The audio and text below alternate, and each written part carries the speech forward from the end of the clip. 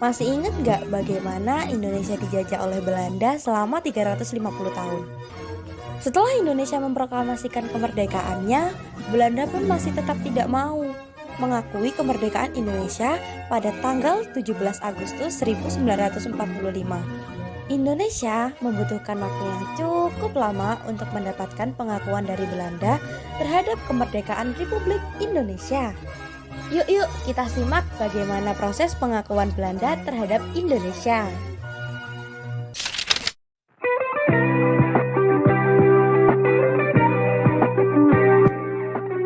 Pada tahun 1948, Belanda melakukan agresi militer Belanda I di Indonesia yang mengakibatkan konflik antara Belanda dan Indonesia. Sidang PBB di Paris diadakan pada tanggal 22 Desember 1948 yang menghasilkan keputusan agar Belanda harus segera mengakhiri konflik dan melepaskan orang-orang Indonesia yang ditahan. Namun, Belanda masih menolak untuk melaksanakan keputusan tersebut. Pada tanggal 1 Maret 1949, terjadi serangan umum di Yogyakarta yang membuktikan bahwa Indonesia masih ada. Proses pengakuan memiliki dua jalur proses pengakuan. Yang pertama, jalur diplomasi, memiliki beberapa tahapan. Yang pertama, perjanjian Linggarjati. Yang kedua, perjanjian Renville. Yang ketiga, perjanjian Romroyen. Yang keempat, konferensi inter-Indonesia. Yang kelima, konferensi meja bundar. Yang kedua, jalur konfrontasi. Yang pertama, agresi militer. Yang kedua, agresi militer yang kedua. Yang pertama adalah perjanjian Linggarjati.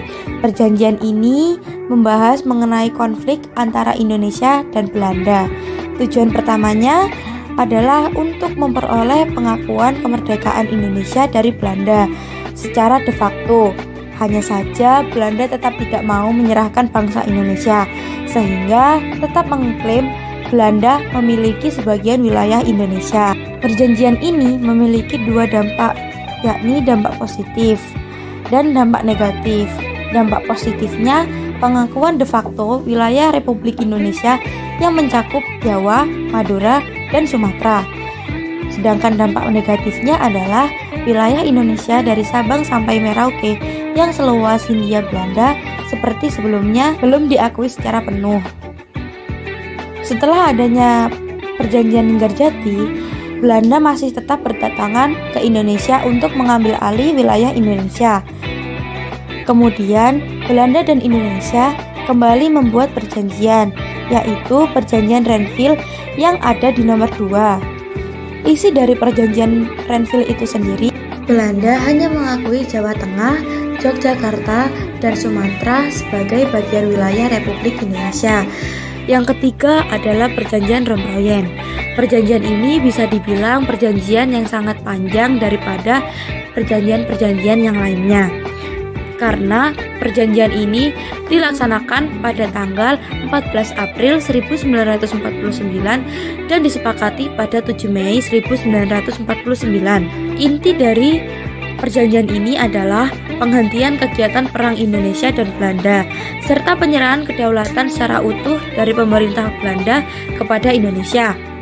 Selain itu, Romroyen ini juga menyebutkan jika Belanda harus membebaskan tahanan perang dan politik, mendirikan persekutuan bersama, dan turut hadir dalam konferensi meja bundar di Den Haag.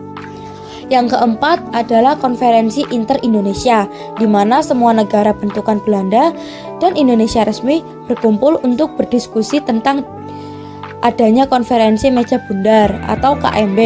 Di situ mereka berdiskusi untuk konferensi meja bundar agar tidak kalah dari Belanda dan berhasil merebut kembali wilayah Indonesia secara utuh. Yang terakhir adalah konferensi meja bundar. Isi perjanjian konferensi meja bundar adalah sebagai berikut. Kerajaan Nederland atau Belanda menyerahkan kedaulatan atas Indonesia yang sepenuhnya kepada Republik Indonesia Serikat dengan tidak bersyarat lagi dan tidak dapat dicabut, dan karena itu mengakui Republik Indonesia Serikat sebagai negara yang merdeka dan berdaulat. Yang kedua adalah jalur konfrontasi. Jalur konfrontasi sendiri mencakup dua tahapan. Yang pertama, agresi militer Belanda. 1. Agresi militer ini bertujuan memulihkan ekonomi Belanda pasca Perang Dunia Kedua dengan menguasai kekayaan alam dari Indonesia. Yang kedua adalah agresi militer Belanda yang kedua. Agresi ini bertujuan untuk melumpuhkan pusat pemerintahan dan menghapuskan Indonesia dari peta dunia. Pengakuan de facto Belanda terhadap Indonesia ditandai dengan perjanjian. Perjanjiannya yaitu Linggarjati pada tanggal 25 Maret 1947 yang mengakui wilayah-wilayah di Indonesia secara de facto atas Sumatera, Jawa, dan Madura. Dan Belanda baru mengakui de jure atas Indonesia pada tanggal 27 Desember 1949. Dukungan Belanda terhadap Indonesia telah berubah seiring waktu. Pada awalnya, Belanda tidak mengakui kemerdekaan Indonesia pada 17 Agustus 1945 karena tak mau bertanggung jawab atas agresi militer mereka. Namun, pada 27 Desember 1949, Belanda mengakui kemerdekaan Indonesia setelah penyerahan kedaulatan berdasarkan hasil konferensi meja bundar. Pada 15 Juni 2023, Perdana Menteri Belanda Mark Rutte menyatakan bahwa Belanda mengakui kemerdekaan Indonesia pada 17 Agustus 1945 secara sepenuhnya dan tanpa syarat. Setelah 78 tahun, Belanda baru mengakui kemerdekaan Republik Indonesia.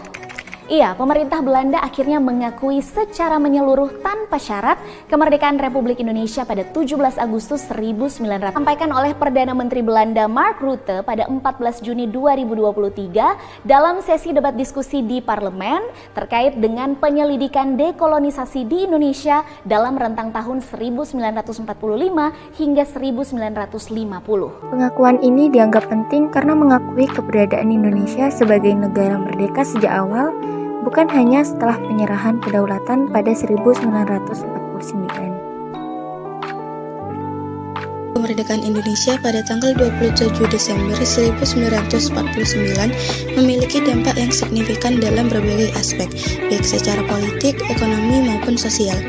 Dalam aspek politik, kedaulatan penuh. Indonesia memperoleh kedaulatan penuh dan diakui sebagai negara merdeka. Ini mengakhiri konflik bersenjata antara Belanda dan Indonesia yang telah berlangsung sejak proklamasi kemerdekaan pada tahun 1945. Integrasi internasional. Dengan pengakuan Belanda, Indonesia mendapatkan legitimasi internasional, memudahkan Indonesia untuk bergabung dengan berbagai organisasi internasional seperti Perserikatan Bangsa-Bangsa atau PBB pada tahun 1950. Hubungan diplomatik. Terbukanya hubungan diplomatik dengan banyak negara lain memperkuat posisi Indonesia dalam arena internasional. Dalam aspek ekonomi, investasi asing. Pengakuan ini membuka pintu bagi investasi asing ke Indonesia, termasuk dari Belanda. Hal ini membantu mempercepat pembangunan ekonomi setelah masa perang. Pengelolaan sumber daya. Pengalihan kekuasaan dari Belanda ke Indonesia memungkinkan pemerintah Indonesia untuk mengelola sumber daya alamnya sendiri. Dalam aspek sosial, nasionalisme dan identitas. Pengakuan ini memperkuat rasa nasionalisme dan identitas nasional Indonesia karena perjuangan bangsa yang panjang untuk kemerdekaan akhirnya diakui secara internasional. Stabilitas sosial. Berakhirnya konflik dengan Belanda membantu menciptakan stabilitas sosial. Meskipun tantangan domestik lainnya seperti pemberontakan dan konflik internal masih ada.